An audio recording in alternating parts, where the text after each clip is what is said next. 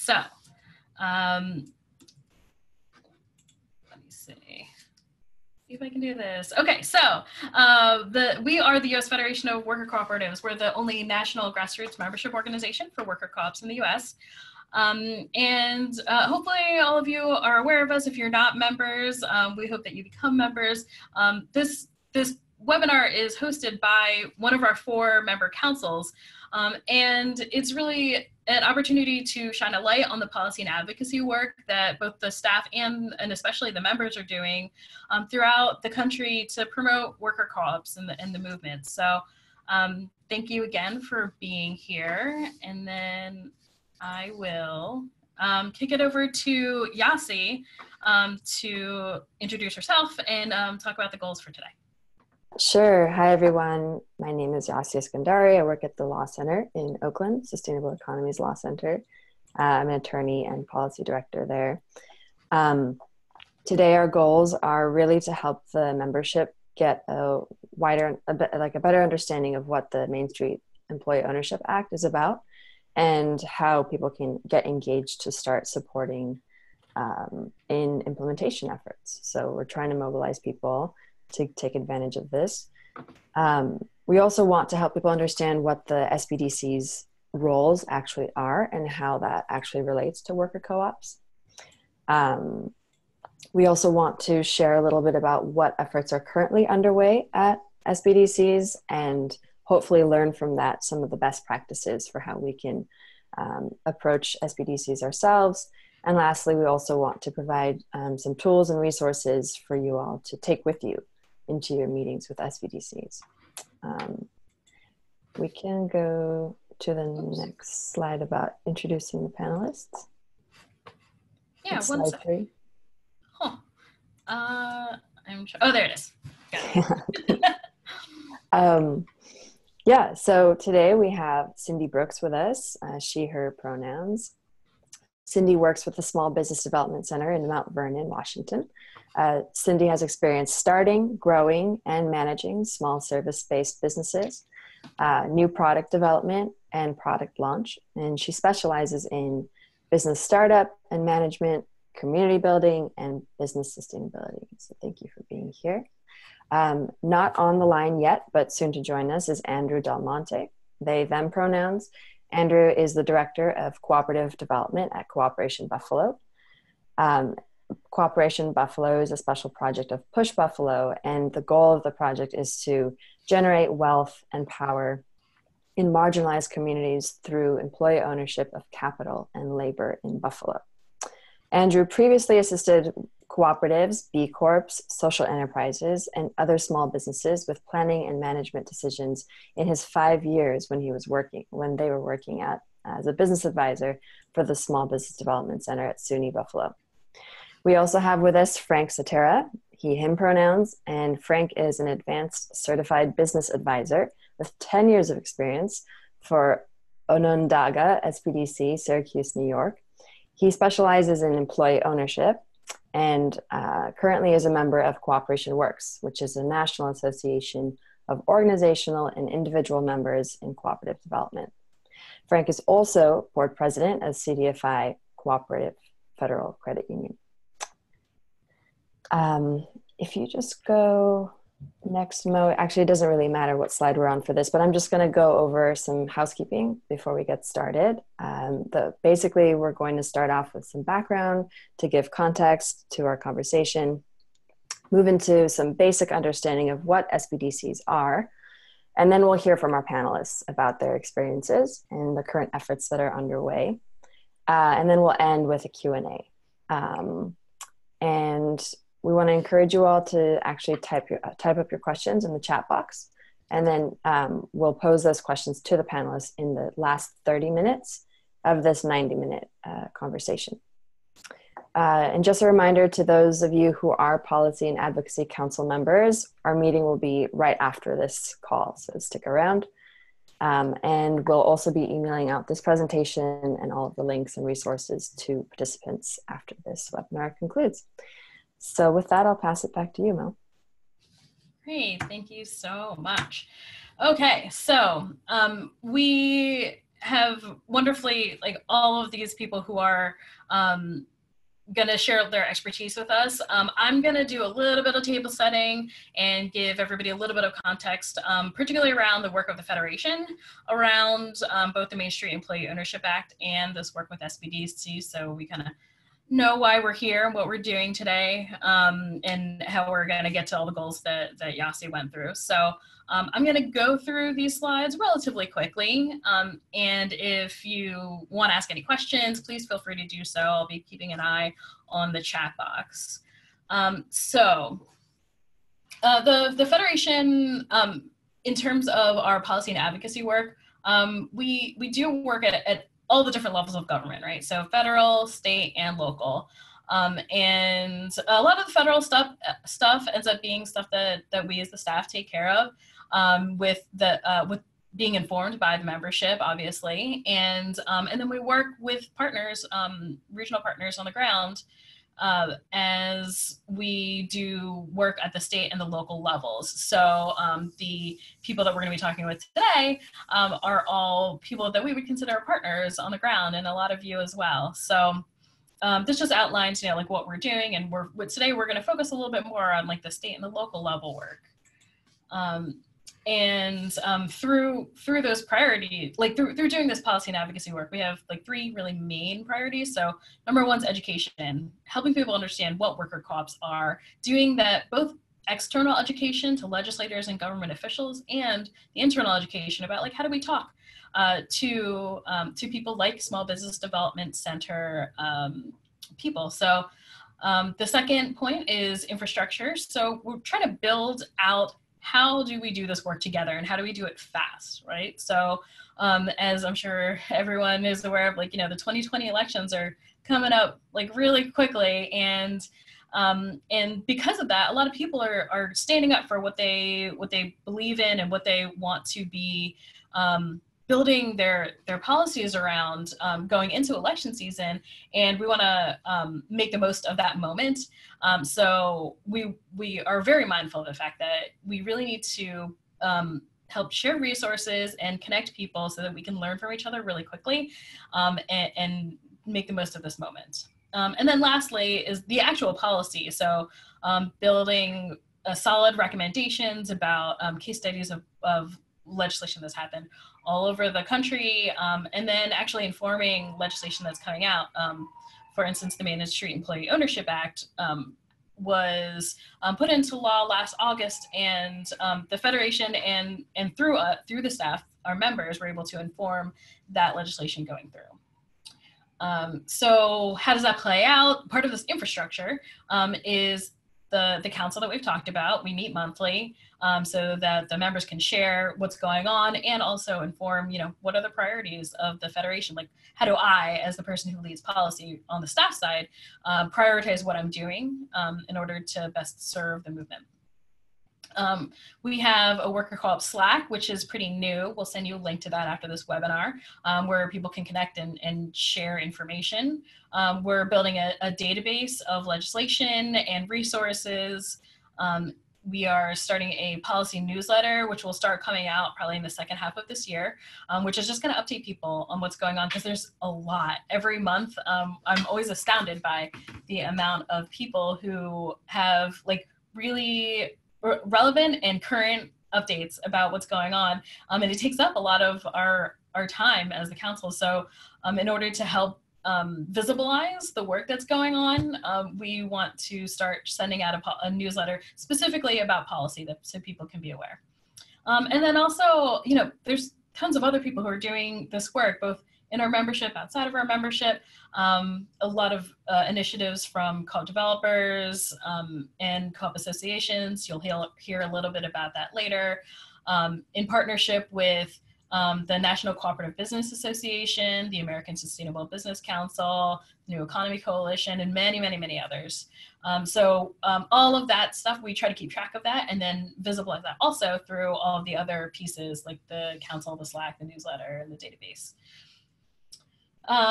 So the Main Street Employee Ownership Act, that's like the real reason that we're talking about SBDCs right now, is because we passed this law that does 3 things.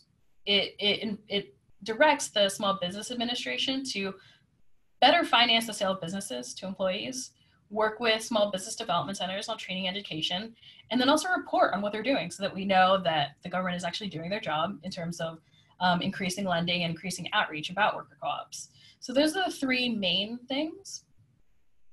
And the next few slides, I'm going to fly by them, but it just outlines, the first section of the Main Street Employee Ownership Act, like kind of defines what are we talking about when we're talking about employee-owned businesses. The next section is about like the expansion of loans to co-ops and ESOPs and what does that look like. Sections C and D are about small business outreach, so work specifically through the SBA. And section E is what we're really talking about today, which is Small Business Development Center outreach and assistance. So we're working on this program around worker ownership and cooperatives and promoting them. And, as we all know, government's like a machine, right? It takes a lot to get through all the different pieces of it. And so what we're hoping to do is to empower worker owners and allies to be able to work with small business development centers so that we can both go from the top down and the bottom up. So that's just a little bit of context. Right now, these are the different pieces of the implementation plan. So doing research, that's in progress. Right now, we're waiting to hear back from the Small Business Administration on regulations to support worker ownership. It's a lot later than the 90 days that it was supposed to be, but also we had a federal shutdown in there and government moves slowly. So we're still waiting to hear back on that, but we will definitely be sharing updates as we get them. This part that again, we're working on today is building relationships with the SBA and SBDCs, educating them with trainings and materials. And then part of this, which is our webinar today, is educating the field about how to sync up with those priorities and constraints so that we can both serve the needs of worker co-ops and also the needs of SBDCs and like what their goals are. Just a super brief outline of how this sort of works. And this is kind of contextualized to where I am, which is Philadelphia. And so there's like the SBA, that's the big federal level SBA office. There's district offices. And those offices are just kind of like the regional groups that enact the work that's being passed down from the SBA. Small business development centers are there's regional groups. Sometimes it's the state, sometimes it's a region within a state that kind of like oversee education, and they work in tandem with the district offices. And then there's actual SBDC offices, like the one here in Philadelphia. One of them is the Temple University one. So that just kind of gives you an outline of how these organizations work together. One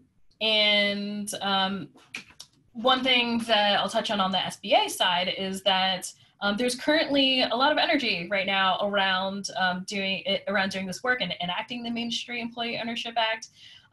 There's a champion that we have in the Washington, D.C. SBA, and he's kind of spearheading a working group. His name is David Hincapie, and he's working with people in San Francisco, Boston, and LA to work on some trainings. Number one, to train lenders to learn from lending that's already happened with cooperative developers and co-ops, understanding what a loan package is, and they're trying to work out trainings to help people like really understand the inner workings of worker co-ops. And then the second training is just fundamentals, like what is a worker co-op, what's an ESOP, and helping people to speak really responsibly about that work. So, and I want to also lift up what Frank said in the chat, which is that most small local banks and credit unions have a lot of these capabilities to help with this work. So when I talk to there's a CDFI database, we'll make sure to link to that in the follow-up, so you can search for local lending institutions. So this here, the outreach and assistance, this is just kind of like a map of the different kinds of players. There's lenders, there's the SBDCs, there's the Federation, And all this is really just to say that there's a lot of different players within this work. This is by no means a comprehensive list. This is just to kind of give some examples about the people that are engaging in this work around the Main Street Employee Ownership Act. And we hope to see this map grow and grow as the years go by. I will actually invite Frank and Cindy to comment on this, but this is actually the part where, as we understand it, that SBDC goals. So as we're talking to SBDCs, we need to also understand what they're trying to do, right? So the goals, as we understand them, are SBDCs are interested in starting businesses, infusing capital into small businesses, creating jobs and saving jobs, and actually counting like how many clients are they working with throughout the year. So when we're talking about going to SBDCs and working with them, we have to orient around those goals. Frank and Cindy, do you want to comment on that at all? Anything else you want to share to provide more clarity around this? I think you're right on in terms of these are important goals to keep track of for us, because this is what our funding is based on from the federal level and even from the state level. These can change from year to year, or at the whim of the head of the SBA. We had a change happen last year when Linda McMahon took over as the SBA administrator.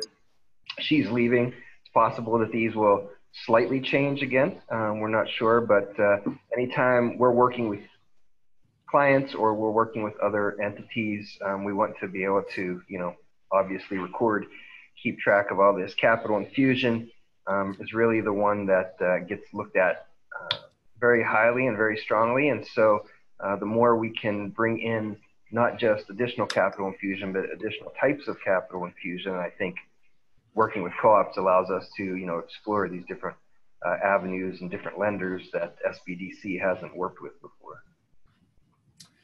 Could you just give like a brief, like what do we mean when we say capital infusion? Because I know it took me a minute to just like really wrap my brain around it. Yeah, we generally use the term economic impact, which is the amount of capital that has been invested in a business, either in a startup phase or through a growth development phase.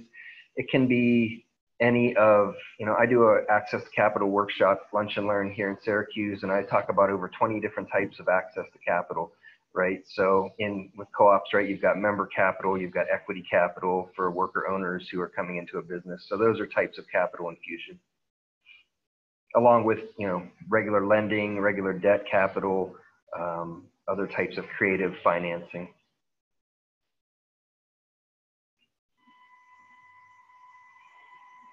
Cindy, is there anything that you want to add in here? There we go. Well, I want to echo what Frank said, but also we also track revenue, which is another category. Hopefully, we like to show that businesses are successful over time and growing a little bit if they want to grow. I think, and I was speaking as myself, not as SBDC representative, but I think where we fall down with the metrics a little bit is not identifying what kinds of jobs we're creating or what kind of capital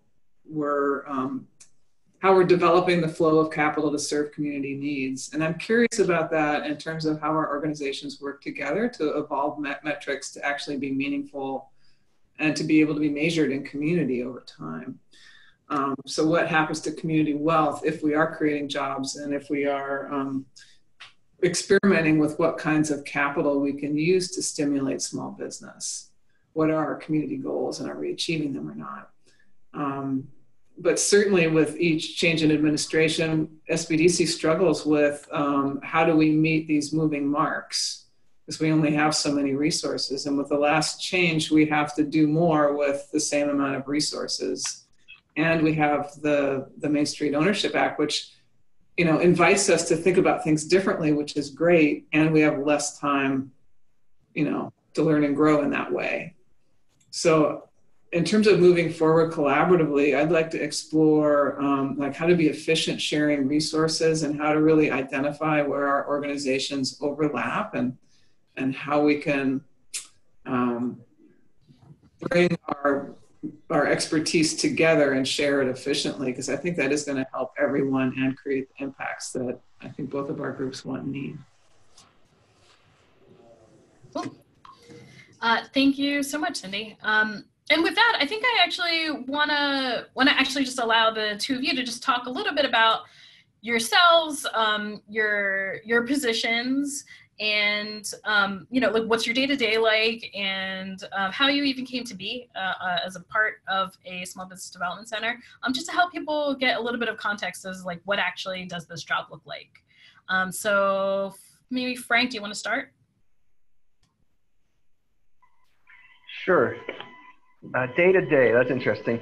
So first of all, I just want to mention that I'm on the webinar today on my personal time, not as a representative of the SBDC, and anything that I'm saying is not representative of any policies or practices that are officially in place with the SBDC. As you mentioned earlier, a lot of related information to the Main Street Act has not been passed down or codified yet in terms of how we are going to provide our services. So we're not flying blind, fortunately, because we have folks like Cindy and Andrew and myself who are engaged in this work already, but we are kind of making our own road a little bit here as we travel it. As an SBDC advisor, I spend most of my days working with individual clients, almost in sort of a coaching relationship, at the same time sort of in an analysis relationship in regards to their business plans and their financial projections and their marketing plans, perhaps at the same time. I've been with the SBDC for 10 years, and I've been fortunate to be able to bring my interest of employee ownership into this, dating back to 2011, creating opportunities and educating within New York State, and was really happy when the Main Street Employee Ownership Act got passed. And so part of the work with being in the SBDC is educating our peers and our administrators on employee ownership. And so that's part of what we need to do, and part of what we need everybody on this call to do as well. So just kind of a plug for, if you haven't met your local SBDC office yet and your local SBDC advisors, find out where they are, maybe stop in, give them a call, send them an email, tell them you're interested in employee ownership and that you'd like to, you know, see what they're offering and how they can help with that in your local area. Cool, thanks so much. I'll go to Cindy next. Hi, thanks, Mo. I am relatively new to the organization. I was hired about 2 years ago. Before that, I'd been offering health service in my own small business. And I'd also been working with an international product development firm doing product launch. So I ended up in graduate school just realizing through my entrepreneurship adventure how difficult, if you're trying to do something big and move a needle, there are just so many gaps that you can fall in. You know, nobody knows everything, and it's hard to do everything you need to do in a timely manner when you're starting. So I ended up in an MBA program at Bainbridge Graduate Institute, and after that landed a job with the Small Business Development Center, interested now in systems, not so much in product, you know, small business and product development per se, but interested in how systems support people with ideas and communities that are trying to develop in a particular direction.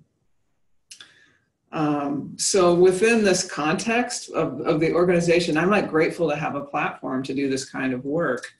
And this work is pretty traditional. It's helping people build their financial projections so they understand if their idea is even feasible in the first place, and then writing a business plan and doing their market research and pricing, you know, everything you need to figure out to run a small business. And this is, you know, me speaking personally again, I think that we're really in some pivotal times, and we need to look at the role that small business plays in communities and think about how a community wants to develop and kind of create that match of what businesses are really appropriate in communities, and how do we create stability and resilience in communities going forward. And I think cooperatives have a really interesting role to play there. And SBDCs have an interesting position in order to be able to help that conversation have a place on the menu of services. So I'm supposed to be talking about myself, and I'm getting all preachy here. Sorry. It's all good. This is great.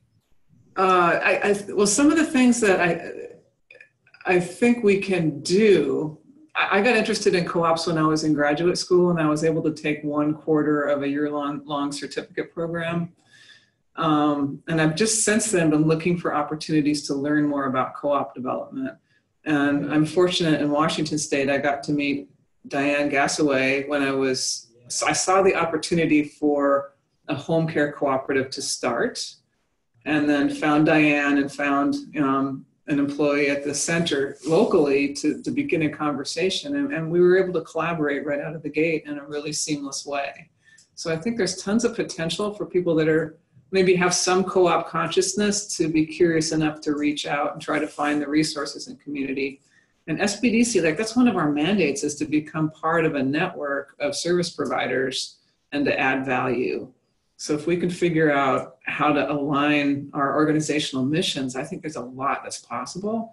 In Washington State, I could see a whole network of home care cooperatives. There's certainly a need. And if we can organize the business development and the co-op development in parallel to that end, that could be a great service to our state going forward. Well, thanks so much, Cindy. Sure. And I now want to welcome Andrew Del Monte. They just joined us. Thank you so much for fitting us into your schedule. And why don't you introduce yourself, and we're just doing some background on who you are, what you do, what's your day-to-day like, and your general goals. Thanks, Mo. It's great to be here with everybody. As Mo mentioned, my name is Andrew. I'm based in Buffalo, New York. I actually kind of got in, so if we're talking about personal stories, I got into this work from the angle of community organizing and advocacy. So I was a part of our local on the ground, local first initiative called Buffalo First, which is doing advocacy and education around shifting local dollars to support community owned and locally owned small businesses. And in doing that work, a relationship and a pretty strong partnership with the Buffalo SBDC office was kind of a natural thing that happened during that time, because a lot of our small business owners that we would advocate for through Buffalo First that were members of the organization also needed support in a lot of these general business ways. And we made sure that they were connected to the SBDC for business planning, financial projections, access to the capital that they needed. And the SBDC was really glad for us as Buffalo First to be a part of that sort of broader network, as Cindy mentioned, that SBDCs fit into, the ecosystem that they fit into. The Buffalo First project morphed in a few different ways, and at a certain point it made sense to actually shift some of our work where we were advocating specifically for B Corps and social enterprise models and triple bottom line models into a more active service provider role to actually help businesses do those things, to implement a triple bottom line. So we partnered with the Buffalo SBDC to run a pilot project, a special project out of the SBDC office using some external funding from a local foundation. And I was brought on as a business advisor 5 or 6 years ago, specifically with the charge of supporting businesses with social enterprise models. So implementing social impact and environmental impact into their business models, into their success strategies as companies. And it was a really exciting program. We had a lot of folks that were attracted to it, some that were already small business owners or entrepreneurs in the community. Some of the clients we worked with came from the nonprofit social enterprise world. And it was successful enough that we found a way to keep me on as an SBDC business advisor for a number of years after that. So I was a business advisor for about 5.5 years at the Buffalo office, which is the same New York SBDC system that Frank is a part of in Onondaga. And I just saw a chat question come through. What's the triple bottom line? So that's the concept of people, planet, and profit being 3 bottom lines that the business is paying attention to rather than simply their financial health. And trying to find ways to actually operationalize and measure the people and planet pieces, which are obviously a little bit harder to quantify than just the financial health of the business. Is it making money? Is it losing money? So and the B Corp, or the benefit corporation legal structure, was one mechanism to do that. Another mechanism to do that was helping folks start cooperatives. So we worked with a number of businesses and entrepreneurs that were interested in getting into that area. We helped a childcare business here in Buffalo convert to worker ownership as the selling owner was retiring. And that continued for a number of years, but at the same time, in my outside work, I was also supporting the growth of Buffalo's first, or at least first in a number of decades, cooperative development organization called Cooperation Buffalo. And very recently, I transitioned out of the Buffalo SBDC office and into our staff role with Cooperation Buffalo. So I have a unique perspective I hope to be able to bring today of being inside the SBDC and now being on the other side as a partner that's trying to look back and maintain that relationship that I personally had for many years as an employee there. In the absence of a cooperative development organization like Cooperation Buffalo, it meant that I had a lot of work to do, as I'm sure Frank can attest to in the Syracuse, New York area as well, as doing a lot of that outreach sort of in our outside time to promote this model, because that's not necessarily something that SBDCs traditionally do. So I think having the sort of the complementary system of cooperative development and advocacy groups along with SBDCs doing this work together in their own lanes, but in ways that intersect, can be really powerful. So that's a little bit about me. Cool, thank you so much, Andrew.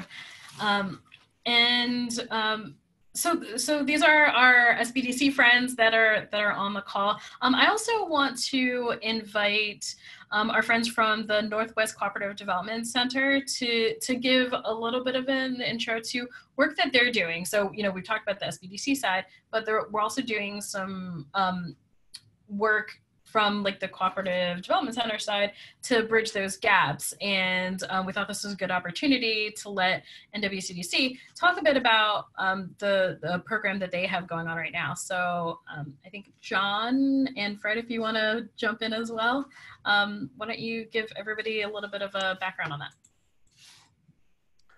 Okay, I guess I will start, and let me know if you can't hear me. Sometimes this mic doesn't always work well. But we were convened to a meeting with the USDA, Department of Commerce, and a few other folks in 2018 to talk about conversions. And this was actually kind of when the Main Street Employee Act was still in its formation stage.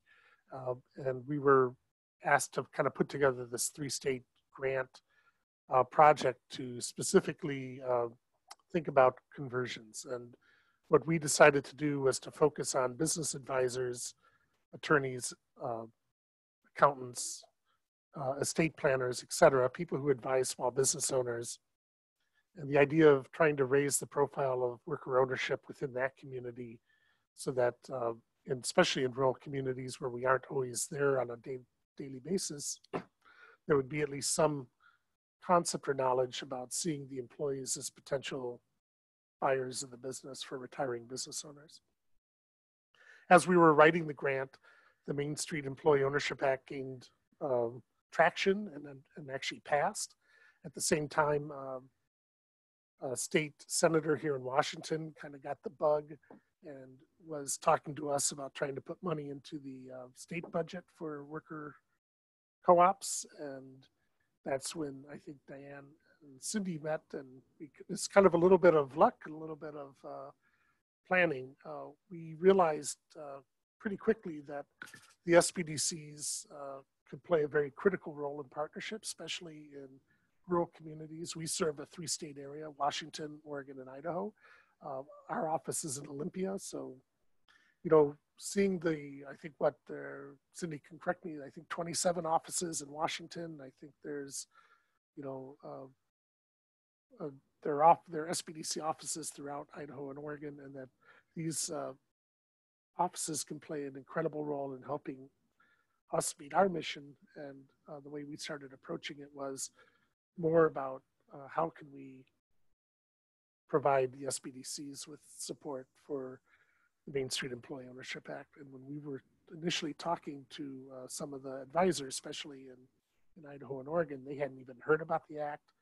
And this is basically sort of a new mandate for them without funding support for it necessarily, but so we tried to, I guess, come in not to say, hey, there's this new act, we want to work with you. We said it's more about what can we do to help you, and then this program ended up being a way to offer a partnership with them out of the gate. So in Idaho, we partnered with Idaho Falls and Twin Falls SBDCs.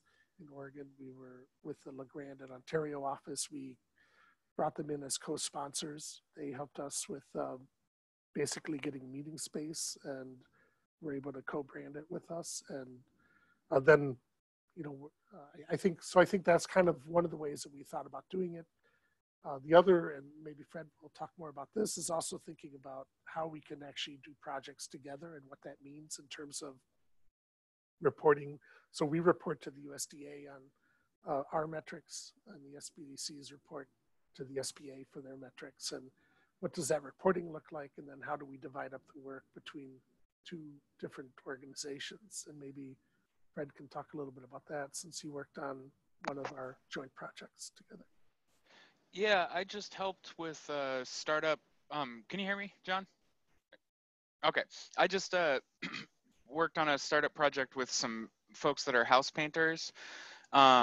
And John had recommended that I take him down to the SBDC and try and kind of tag team the project. And I did exactly what John said, which is that I sort of showed up and basically presented it like a development project for them, and then explained that they were thinking of going the co-op route, and that I would be there to support writing governance, basically doing governance and figuring out equity structure and all the co-op pieces, but in a way that allowed them to just focus on what they were most set up to do, which was the business planning and helping them get access to capital.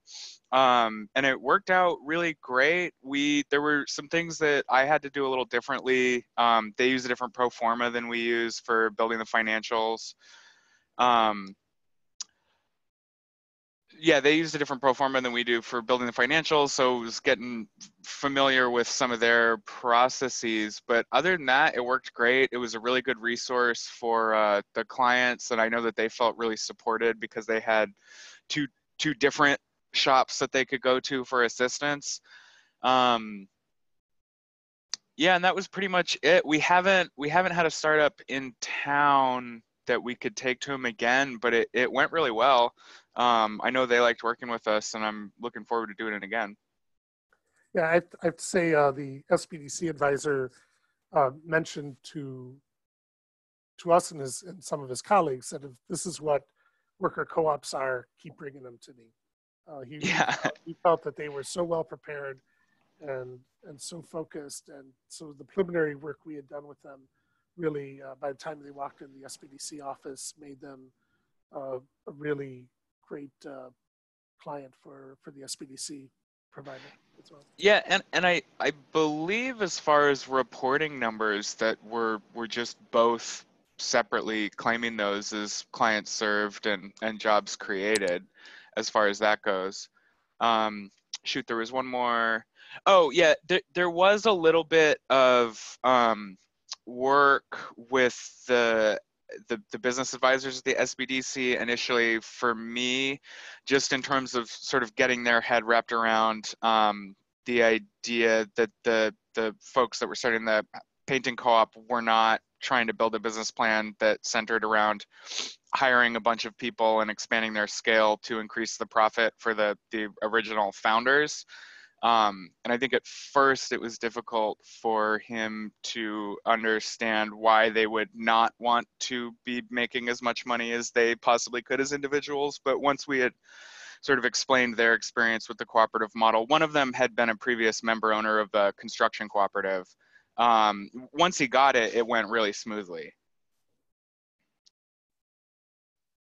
Yeah, and so our next step is after the legacy project, which actually we taped a few of our sessions, and they'll be coming out in July on our YouTube channel. But next year we're planning to include sort of a second wave, which is going to be focused really at the SBDCs and helping to do continued and more in-depth training around the co-op model for the groups of SBDC offices in our region.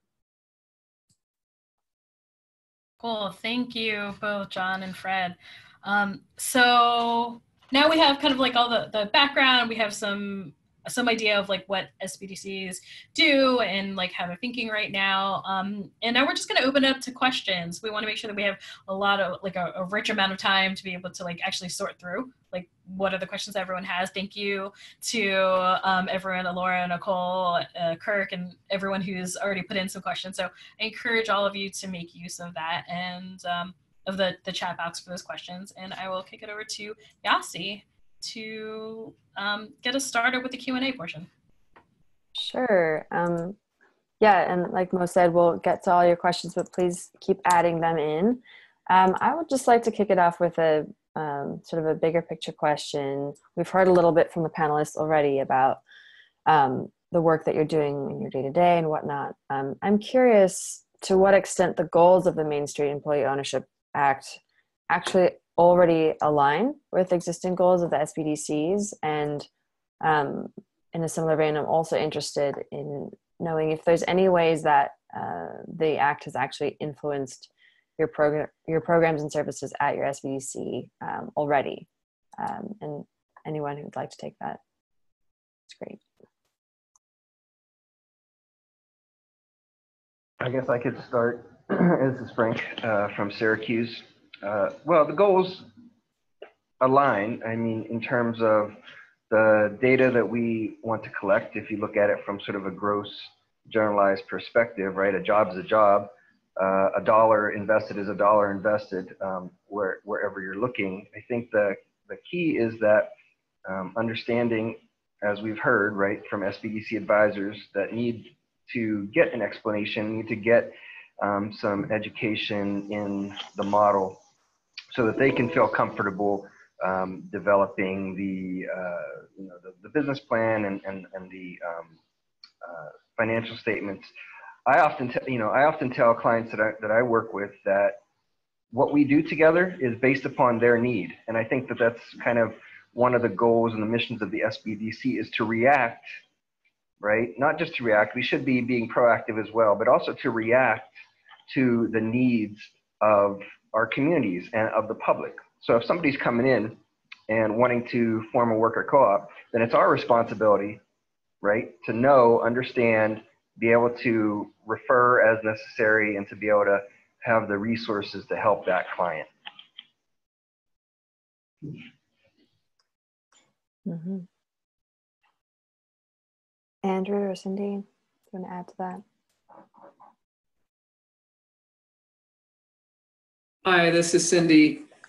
I just want to say, like in Washington State, I don't recall any kind of official announcement of the Main Street Worker Ownership Act. And I can recall that somebody in our network was sort of surprised by it and asking questions to the, on our listserv, like, hey, does anybody know about this? So I think it was a real soft launch and sort of snuck up on us. And I can tell you that for many of us that have been trained traditionally, a lot of us didn't really get much education in the co-op model. So it's not like something that maybe a lot of advisors think to bring up. And I think, there's just so much opportunity now with the way the economy is changing and opportunities in community with business succession, for instance, to use the cooperative model. I think finding ways to connect with SBDCs so we can expand the menu, of business models that could provide opportunity for companies that are doing some kind of either a business start or a change in operations somehow or a change in structure. That's going to be really useful. And I can tell you that there's some confusion. One of the RCWs that you can organize under here is like, I think it's called Nonprofits and Miscellaneous. But you can form a cooperative under that. So that's not really clear on the surface. And if SBDCs don't generally work with nonprofits, like already our assumption is, well, can we do this or not? Or do we need to refer this to a nonprofit developer? So I think we need to demystify the business model a bit and kind of tease apart the structures that are generally used and make those, you know, understandable and more friendly. And I think we can illustrate the benefit easily enough, but understanding the structures is one piece of it. The other thing that I think is confusing, if someone's traditionally trained in business, you're thinking about profits in a particular way. And co-ops, worker-owned co-op might think about profits differently. So how can we start to talk about not only business structures, but business models that match community need in different ways? So I think that's where the co-op developers can really help the SBDC sort of think about needs in community differently and how we can use existing models more effectively to meet the needs that people are bringing in. Thank you. Thank you, yeah. Andrew, did you want to add to that? Yeah, I'm actually going to focus on the second part of your question, Yasi, which is maybe what efforts have already started to sort of connect SBDCs to the co-op development space. And I just want to give a brief example of what Frank and I did together in the New York SBDC system last year and even the year prior, as the Main Street Employee Ownership Act was still in process. As two folks with experience in cooperative models in the New York SBDC system, we were able to, through our sort of standard professional development practices across the state district SBDC, to offer some content in what is this model, why is it important, what are some of the connections that might be seen. And we did a series of internal webinars for SBDC advisors and staff to just promote a sort of baseline understanding of what the model is. So if a client comes to you in your local center, you at least don't turn them away for not knowing how to work with them. Even if you're not the expert, you know that there's other experts in the broader statewide network that you could bring in for that. So it was a voluntary attendance sort of professional development series that we did, and we had several dozen of the folks, of the advisors across the New York SBDC system participate and learn a little bit about it. And then for us, it was a way to sort of test things that we might end up doing later after Main Street Employee Ownership Act came through. And I think we'll probably talk a little bit more about that later, but that's just one very sort of low-hanging fruit example of having some really baseline 101 training that can be provided to advisors in the network so that they can adequately service these folks. And especially if then cooperative development centers are bringing those projects to the SBDCs for the traditional business supports, there's already a baseline understanding of how to help them.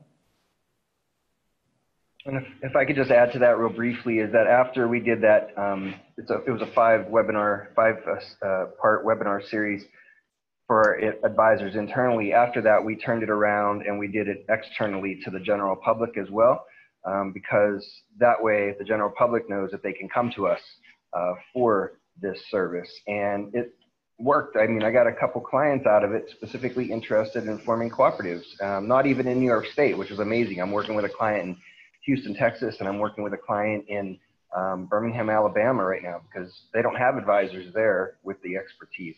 And so the public-facing webinar series were recorded, and I'll probably try to pull that up right now and paste that into the chat box for people. Thank you. Really, really interesting. Frank, is that normal to work with people outside of your area? Well, what's interesting is that we're allowed to, number one, we're allowed to co-counsel with other advisors outside of our regional area. So for instance, I have a fellow advisor currently in Canton, New York Center, which is in the North Country Adirondacks of New York, who has a client that's converting to a worker co-op, and they don't have the expertise in this. So they can contact me and I can co-counsel with them, right? So we both have access to their case file. We both are recording our time and our work that we've completed. As far as people outside of our regional areas or even our states who I'm not specifically co-counseling with, I'm allowed to counsel them if there's a need, right? If there's a need within our network, because we're a local, state, and national network, even international now, because we have some advisors in a sister city SBDC in Guatemala, actually. So, you know, that's part of a benefit, right, of having a network, both a siloed SBDC network, but also parallel networks with other service providers, like many of the people on this call, right, is that you can hopefully provide your services where they're needed.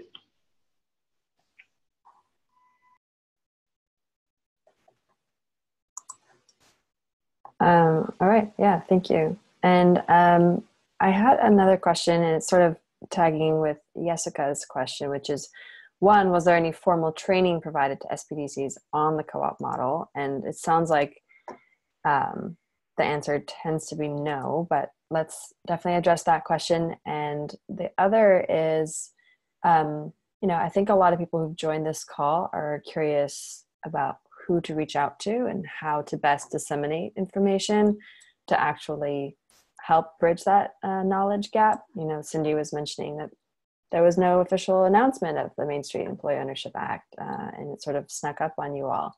So given that a lot of us are service providers and worker co-op development experts, we're curious what we can do to best help you all bridge that gap.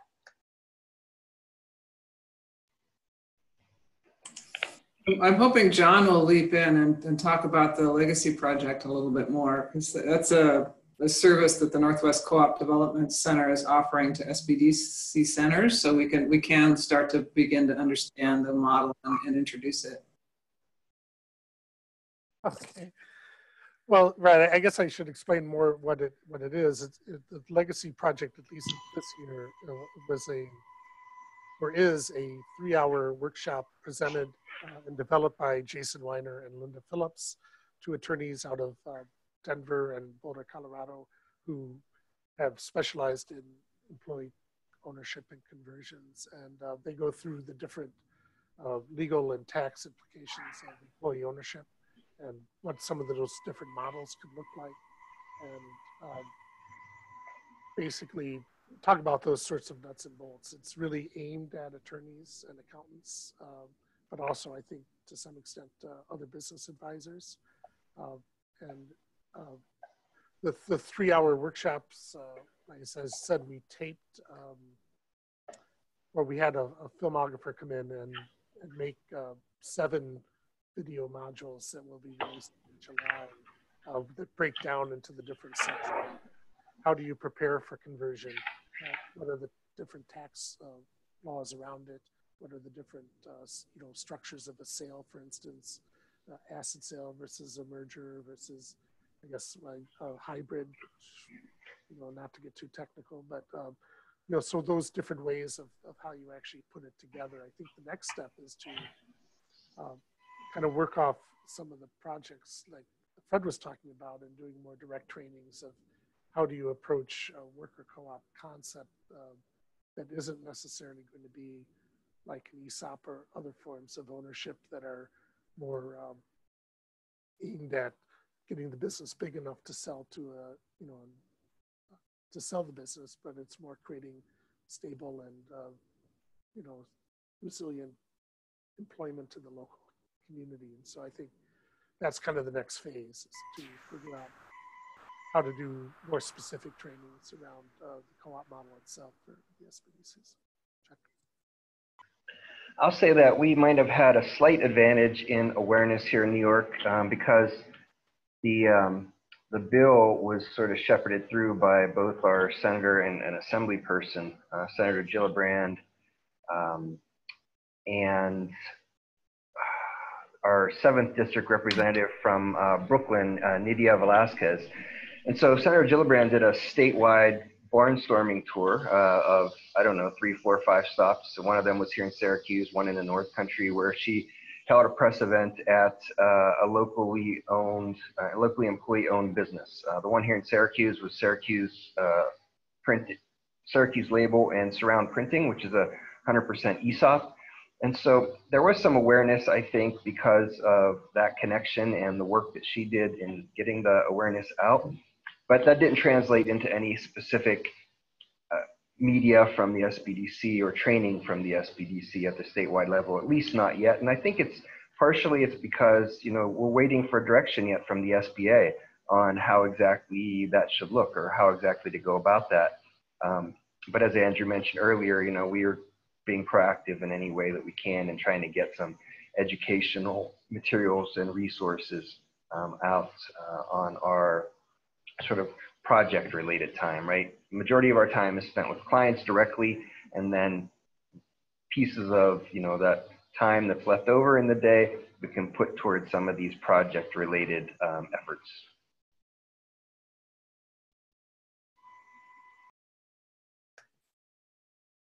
So I'd like to sort of switch gears and pose another question from one of our participants, Laura. Laura asks, I see today businesses closing all over West Virginia. I don't know if it's endemic to all of your areas, but it seems to me that right now there's so many businesses threatened economically that it'd be the perfect time to contact many in your area to solicit their workers to turn it over, or their owners to turn it over to their employees. Do you think this idea might have legs?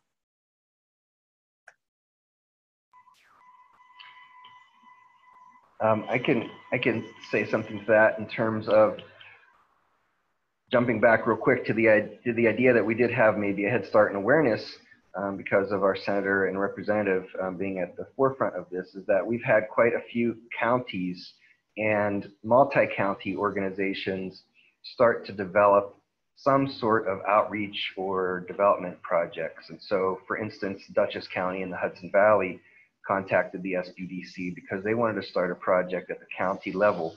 And what they want to do is identify the businesses, right? Like the commenter asked about. One of the first steps is to identify those businesses. So if you have a partnership with your county level Chamber of Commerce, your county level IDA, your county level executives, etc., they often have easy access and ability to not just know who those businesses are, but identify them, put them in contact with organizations that might be able to help them. Another one up in the North Country, the Adirondack North Country Association, over the past 6 months or so, they created the Center for Businesses in Transition, which is essentially not a physical place, but an alliance of different organizations that are doing outreach on employee ownership. And again, part of that is identifying the businesses who are in a position potentially for that transition. Check your local news, right? Because you see these stories all the time. Here in Syracuse, yesterday I was doing a part 3 of a 3-part lunch and learn series on worker co-ops actually at our local co-working space. And one of the attendees said, hey, did you see that news article about the taxi company in Syracuse that's going to close because the owners are, ready to move on. They're ready for something else, or they're retiring. I forget what the details were. And there was, I think, 30 some people that work for that company. And she's like, wouldn't it be great if we could get them to own the business? And as those of us in this economic development world know, it's something that doesn't happen overnight, right? So if you're only contacting them or they're contacting you when it's already making the news in the paper, then probably is going to be too late. So we got to be proactively identifying those businesses, like is being asked about in West Virginia, because it's happening everywhere.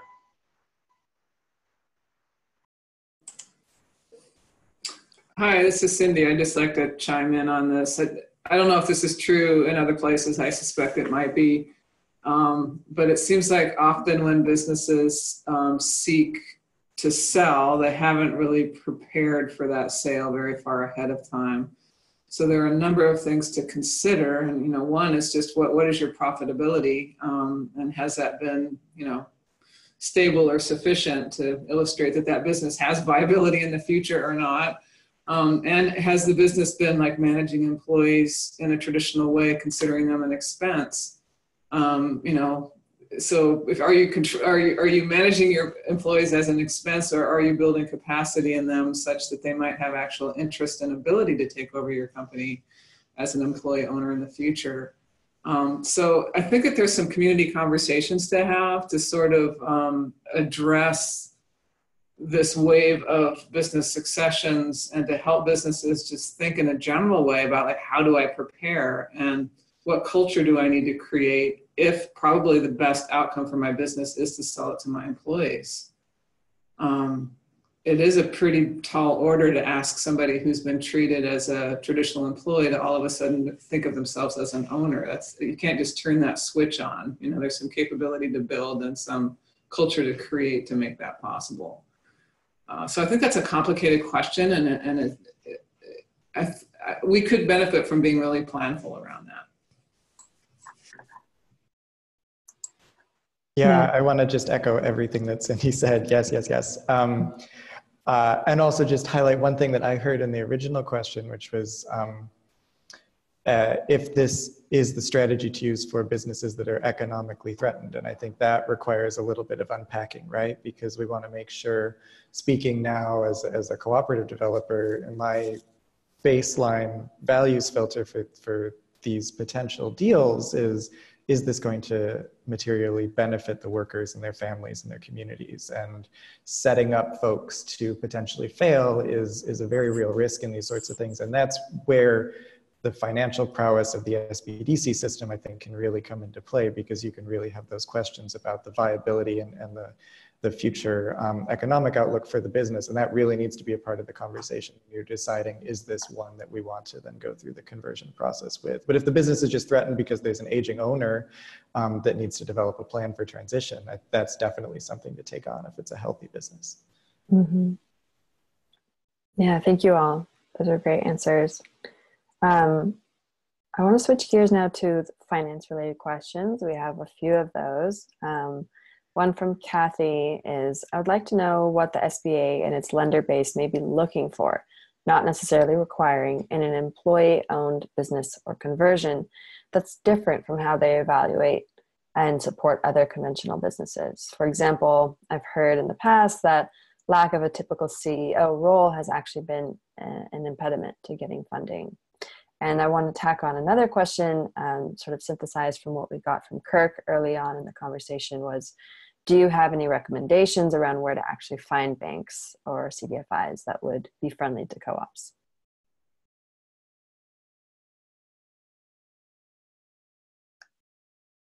Somebody else want to go first this time?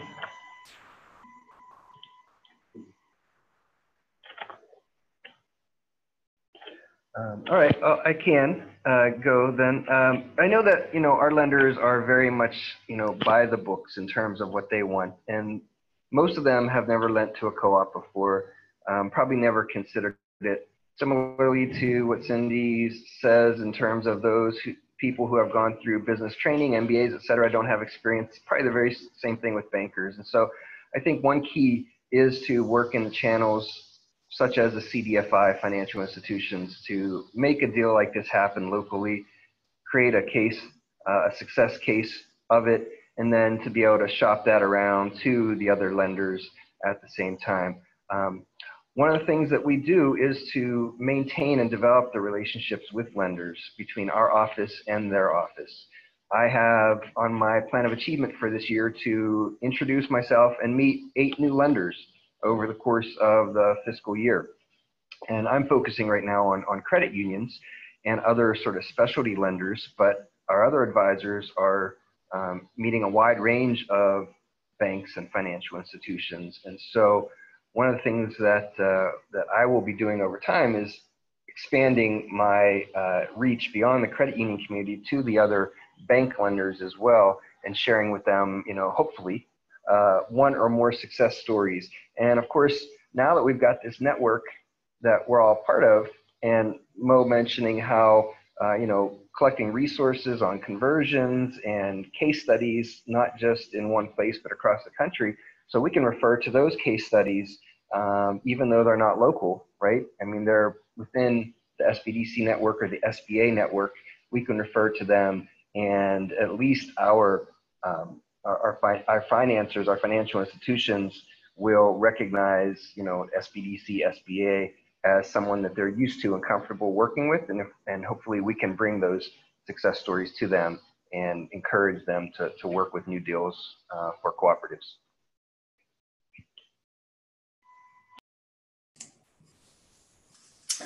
I'd like to add another comment to this question. I think it's a good one.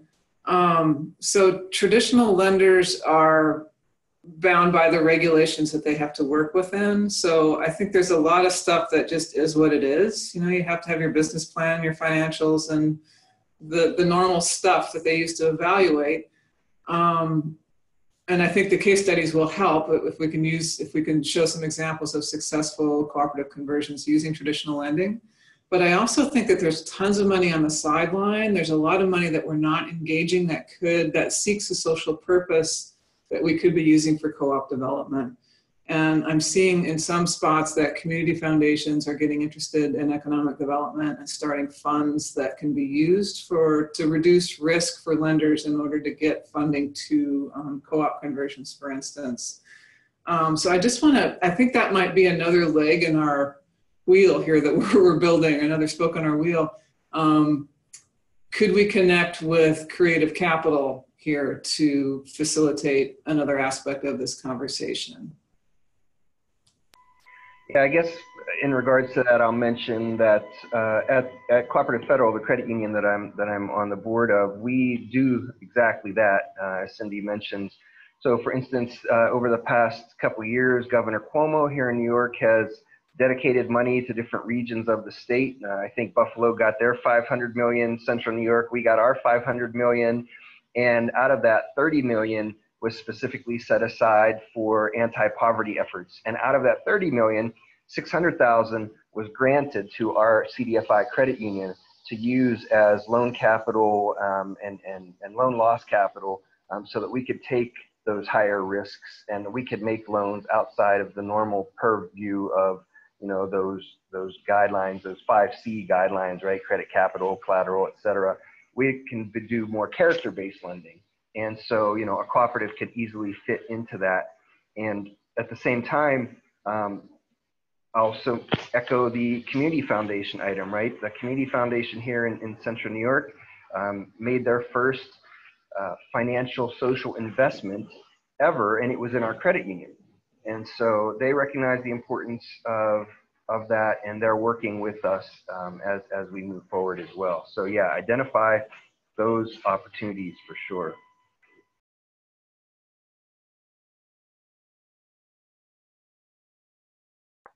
Great, thank you. We have a question about Chicago. Do any of the panelists know of any SBDCs in Chicago that have successfully helped to support worker co-ops in the city? There seems like there's a grant opportunity there, and it'd be great to hook up with an SBDC.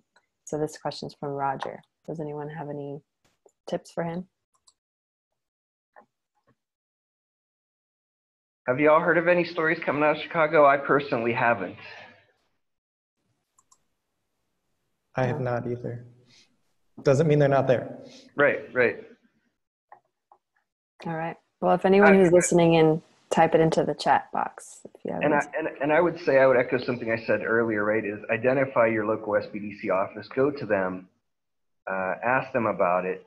And if they need help with understanding it, if they want to talk to somebody else who is an SBDC advisor, then, you know, you've got some of those folks on the line now who can do that, so that it's maybe more comfortable for them to, you know, hear from somebody in their own SBDC network.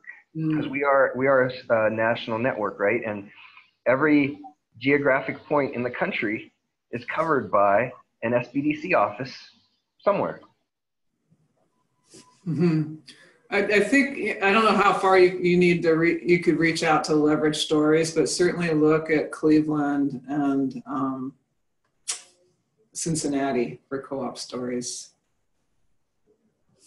Yeah, and I would say this is Fred speaking. My experience with the SBDC here was when we sort of first approached them, they said, well, we don't really understand the cooperative model and we've never worked on a cooperative project. And then, you know, it really only took about 45 minutes sitting down and giving them the basic outline, and they were like, oh, okay, yeah, let's do this. So I think that even if you don't have an SBDC that's already actively pursuing it in-house, just making the connection sometimes is all it takes to get them started. So.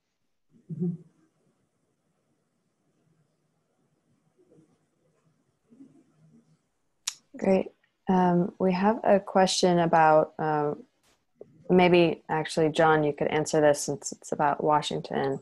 But the question is that most loans to co-ops in Washington state seem to be for rural development.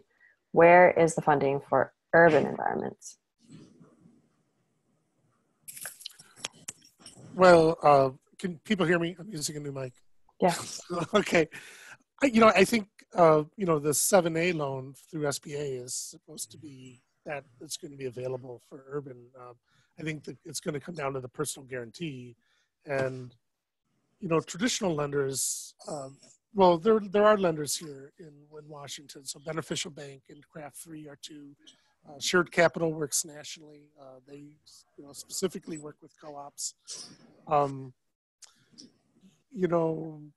There's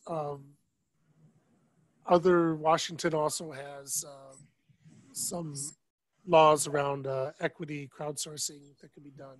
And of course, there are member loans too. So it's, I think it's being creative about it.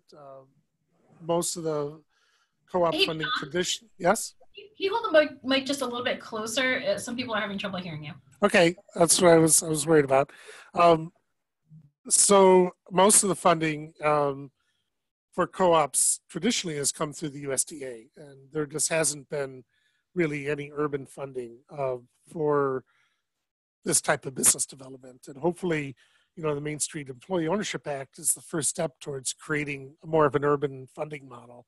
But right now, it's kind of through those traditional community or CDFI resources. And I think if you have a conversion though, maybe it may be that the local bank, especially if it's a locally owned bank, might be favorable to keeping things going. It's just a question of the personal guarantee and how that's handled.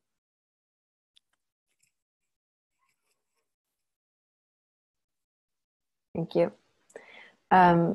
So we have about 5 more minutes or so of Q&A. So if you have some more burning questions, please type them into the chat box. But something we definitely want to touch base on before we moved on to the final section was to get a sense of what happens at the SBDC conferences, the regional ones or the state ones.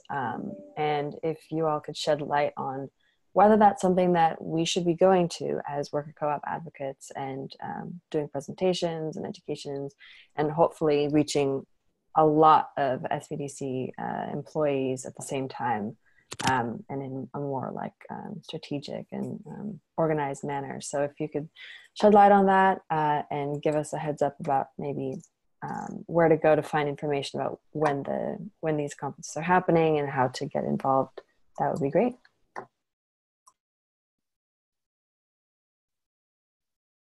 Well, our state conference in New York happens once a year. It's a training conference for the advisors, and it rotates from location to location. I'm sure it's probably similar in other states as well. In the past, I have done a few workshops as an advisor on employee ownership, worker cooperatives. Andrew has joined in on some of that work. So there hasn't been anything sort of top down in regards to employee ownership at our staff trainings here in New York. We've had the opportunity in the past, just, the word has come down as, anybody interested in doing a workshop topic, right? And as an advisor, you could raise your hand and say, yeah, me, I want to talk about this, and try to get it slotted in. So there's always, outside organizations are always welcome to come in as sponsors, as vendors, having tables, and even in instances where it's facilitated as such, to give talks, presentations, workshop sessions as well. And again, none of them have been employee ownership related up to this point. We've got a lot of accounting firms, a lot of fintech firms, a lot of different groups like that who, come in, a lot of banks, right? A lot who come in and provide presentations, provide materials in a vending situation. And the national conference is very similar in that I've got, it takes place annually, and it's, I think, John, maybe can you mute yourself? I think we're getting echo from you. Yeah, thank you very much. The national conference, which I've attended once when it was held in Nashville, Tennessee, it's a big conference, right? I mean, there are 10 to 12 sessions going on at one time, so there's a lot of people there. And when I was there 2 years ago, there were a couple sessions on succession planning, right? But none of them focused on employee ownership. And so that's changing this year. But I hope that you will consider showing up as vendors or as participants, so that you can have more of a voice at those events. Thank you. That's great. Anybody else want to chime in about that?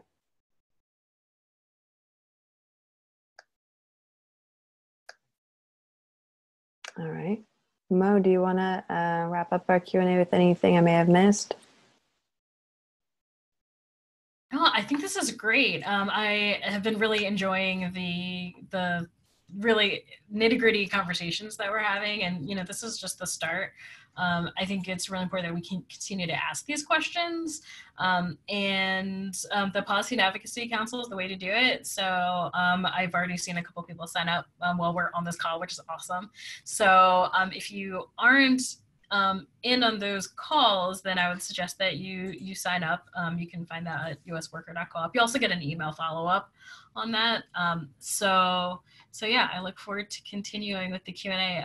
Thank you so much to Frank and Cindy and Andrew for offering to be of resource to us. It's really helpful to have the back and forth, like not just between us and you, but also between you and other SBDC people, because I think it's really helpful to have that connection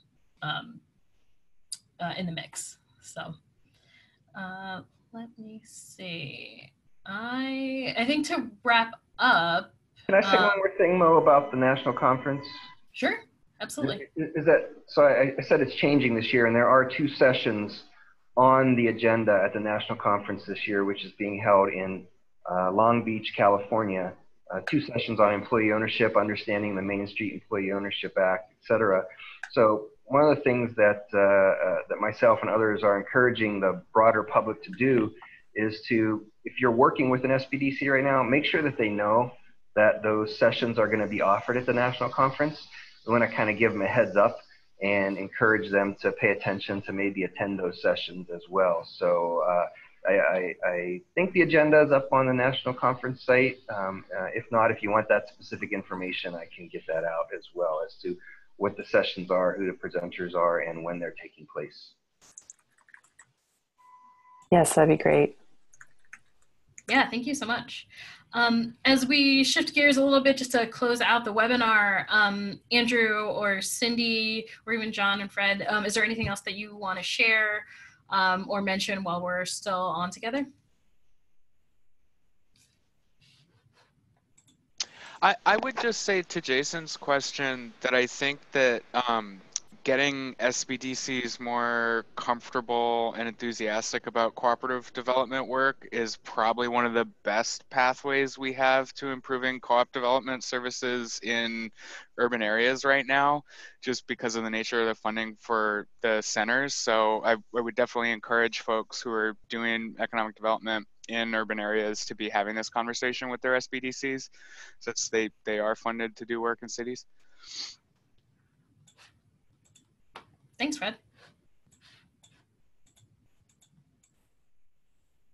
All right, I think that's good then. So I'm going to, let's see, start sharing again. So just to wrap up then, we've talked a lot about like what's the work that we need to do and how do we talk to SBDCs, and talking through a little bit of strategy around that. So we want to make sure that we also share some resources, right? So you may have noticed in the chat, we talked a little bit about having a Google Drive where we're sharing resources that can be then in turn shared with SBDCs. Thanks to Frank for sharing the recordings that you and Andrew already did. That's really, really valuable, I think, to have that work. And I look forward to the recordings from the Legacy Project sessions, because those will also be really helpful.